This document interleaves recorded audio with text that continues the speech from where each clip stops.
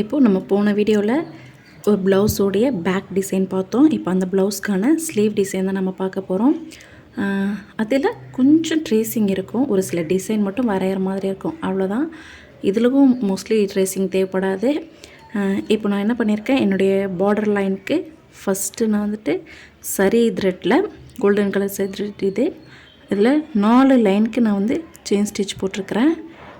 4 line போட்டிருக்கேன். Next வந்துட்டு அடுத்த லைனில் சுகர் பீட் எடுத்துகிட்டு சுகர் பீடால் அடுத்த ஒரு லைன் நான் போட்டிருக்கேன். 2 சுகர் பீடாக தான் ஸ்டிச் பண்ணணும், பார்த்து பொறுமையாக பண்ணுங்கள். இப்படி 2 சுகர் பீடு உள்ளே விட்டு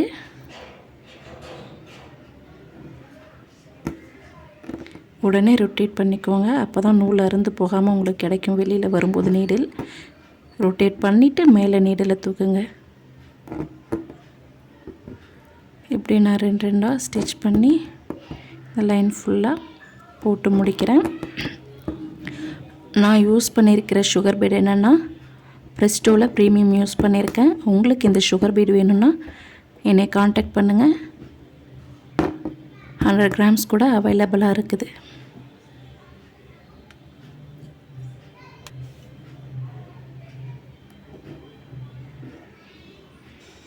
எப்பொழுதுமே நீடில் வந்துட்டு நம்ம எந்த சைட் பார்த்து டிசைன் போதோ அந்த சைட் பார்த்து தான் அந்த ஷார்ப்பான எட்ஜ் இருக்கு இல்லையா, ஒரு மாதிரி கொக்கி மாதிரி, அது அந்த திசையை பார்த்து தான் எப்போதுமே இருக்கணும். நான் இதோட முடிச்சுக்கிறேன். என்னுடைய ஃபர்ஸ்ட் சுகர் பீட் லைனை முடிச்சுட்டு எப்போதுமே ஒரு லைனுக்குமே எண்டு நாட் போடுறது ரொம்ப முக்கியம்.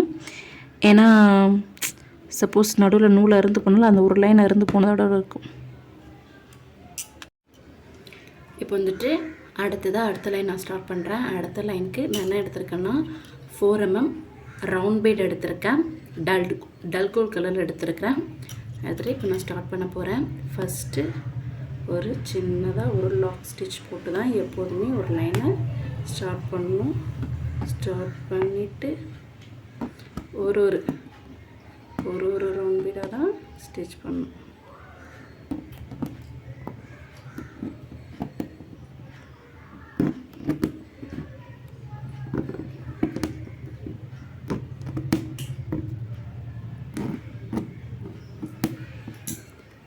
நான் யூஸ் பண்ணியிருக்கிறேன் இந்த 4 mm ரவுண்ட் பீட் வேணும்னா என்னை காண்டாக்ட் பண்ணுங்கள், அவைலபிள்.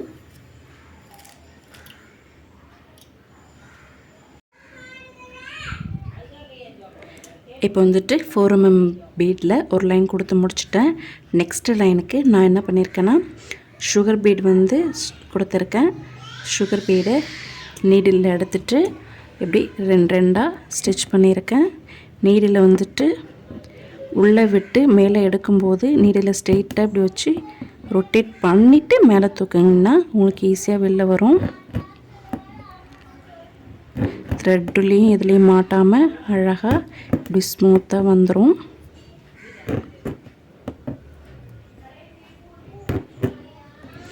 ரெண்டு பீடாக மட்டும் ஸ்டிச் பண்ணுங்கள்.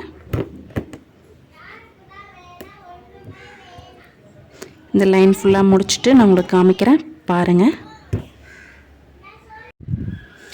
இப்போது நான் சுகர் பீடில் இந்த லைன் ஃபுல்லாக போட்டு முடிச்சிட்டேன். அடுத்த லைன் ஸ்டார்ட் பண்ண போகிறேன். ஸ்டார்ட் பண்ணுறதுக்கு எப்போதும் போல் ஒரு சின்னதாக ஒரு லாக் ஸ்டிச் போட்டுக்கணும். போட்டுட்டு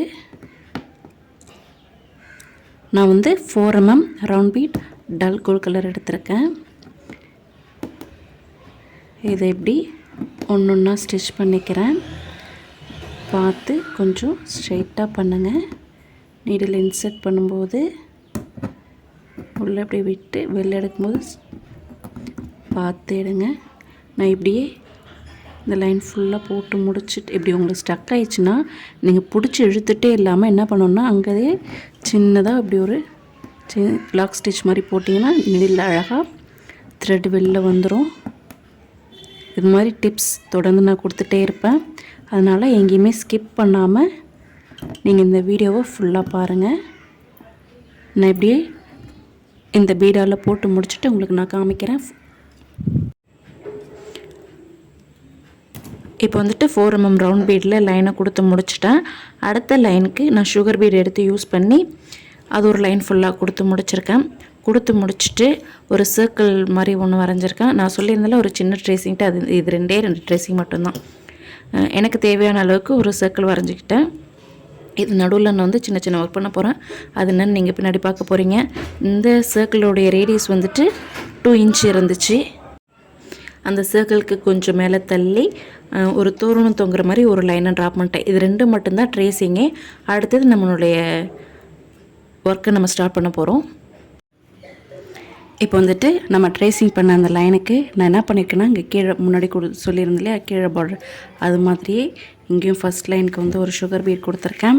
அதுக்கடுத்தது 4 mm ரவுண்ட் பீட் கொடுத்துருக்கேன். அதுக்கடுத்தது திரும்ப வந்துட்டு ஒரு சுகர் பீட் கொடுத்துருக்கேன். திரும்ப ஒரு ரவுண்ட் பீட் 4 mm சைஸில் கொடுத்துருக்கேன். அடுத்து ஒரு சுகர் பீட், அதுக்கடுத்தது ஒரு டிசைன் கொடுத்துருக்கேன். அதாவது ஒரு சுகர் பீட் ஒரு ட்ராப் பீட் எடுத்துகிட்டு நம்மளுடைய லோடிங் ஸ்டிச் தெரியும் இல்லையா, அந்த ஸ்டிச்சை யூஸ் பண்ணி இப்போ நான் இந்த லைன் வந்து கம்ப்ளீட் பண்ண போகிறேன். இந்த லைன் போடுறதுக்கு நீங்கள் என்ன பண்ணால் ஃபஸ்ட்டு நடு சென்டர்லேருந்து ஆரம்பிங்க. அப்போ தான் வந்துட்டு ஷேப் மாறாமல் இருக்கும். நான் ஒரு சைட் போட்டு முடிச்சிட்டேன். நடு சென்டர்லேருந்துட்டு ஒரு ட்ராப் பீட் ஒரு ஷேப் போட்டு ஸ்டிச் பண்ணிவிட்டு அடுத்து ஃப்ரெஷ்ஷாக நான் இங்கே ஸ்டார்ட் பண்ணுறேன். இந்த மாதிரி லாங் ஸ்டிச் ஒரு லாக் ஸ்டிச் போட்டுட்டு நீடில் இருந்துட்டு இதை இப்படி இறக்கி இப்படி கொஞ்சம் டிசைனுக்கு ஏற்ற மாதிரி நம்ம கொஞ்சம் கொஞ்சமாக கீழே இறக்கி போட்டுட்டு போகணும். ஒரு லாங் ஸ்டிச், ஒரு லாக் ஸ்டிச்,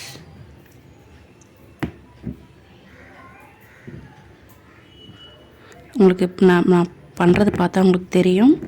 நான் கொஞ்சம் கொஞ்சமாக இறக்கி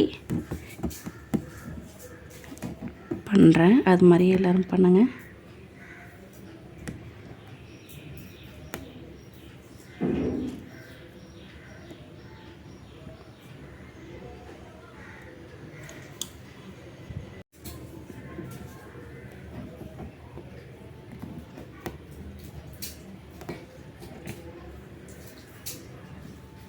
இப்படி லைட்டாக கொஞ்சம் கொஞ்சமாக இறக்கணும். இறக்கிட்டு ஒரு ஸ்டேஜ் வந்ததுலேருந்து கரெக்டாக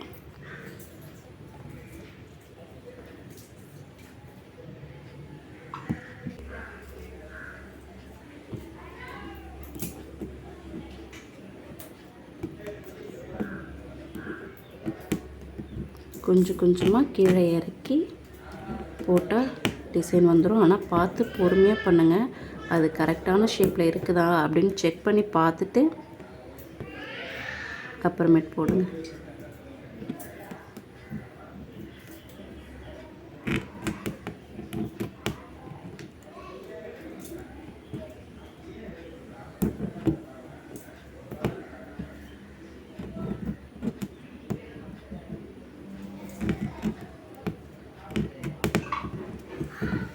இப்படியே நான் இந்த லைன் ஃபுல்லாக போட்டு முடிச்சுட்டு உங்களுக்கு காமிக்கிறேன் பாருங்கள்.